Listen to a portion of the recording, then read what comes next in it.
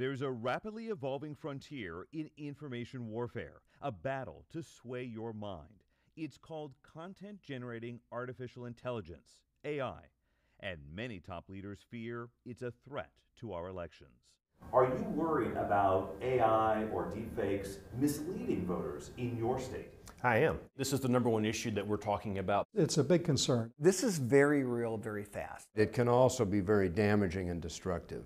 You're trying to make sure voters in your state don't get duped. Yes. I had it write a bio of me, and it provided information that was written very persuasively, but was in fact inaccurate. I'm so worried that we introduce legislation that goes after the deep fakes. It has been signed into law.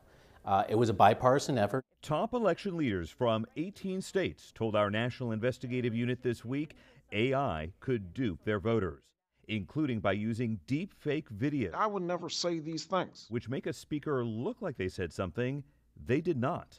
There isn't one individual magical thing you can do that would stop all this. Election officials added a briefing on AI at their annual summer conference of the National Association of Secretaries of State, this year held in the nation's capital. How do you fight back? Well, I think we in the democracy business have to double down on leading with the truth.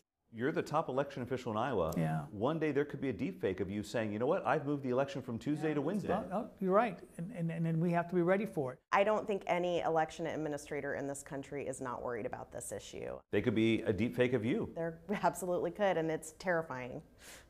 Improvements of AI continue to increase. But if election leaders here are united on the challenges of AI, they're divided on the fight over fraud.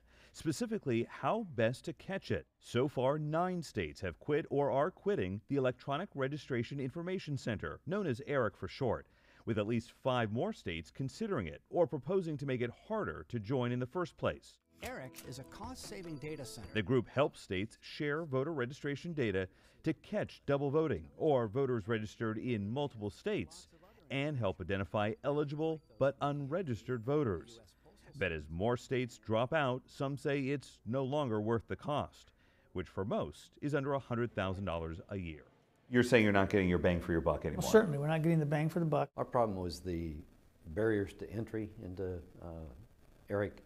They're stuck at about 31, 32 states, and it wasn't going to grow past that. It is still the best tool that has ever been invented in the United States of America to prevent fraud. Another challenge, election workers quitting amid an onslaught of threats, lies about the 2020 presidential election, and lack of resources. A survey from the Brennan Center for Justice in April found 1 in 5 election workers plan to quit before next year's presidential election. Are you seeing higher than normal turnover of your election workers? We are. Pretty sweeping exodus of election officials across the state. In 12 of our 15 counties, we've lost a senior election official. We're dealing with a plague of folks leaving the profession. When experienced people leave and they're replaced with less experienced people, they're more likely to make mistakes. And make mistakes in an environment where everything is perceived as being malicious and intentional and seeking to change the outcome of an election. We are ramping up training for our clerks as well as threat assessment and reporting. A series of pervasive challenges to protecting your vote, just 6 months before the first presidential primary ballots are cast. In Washington, I'm Chief National Investigative Correspondent Mark Albert.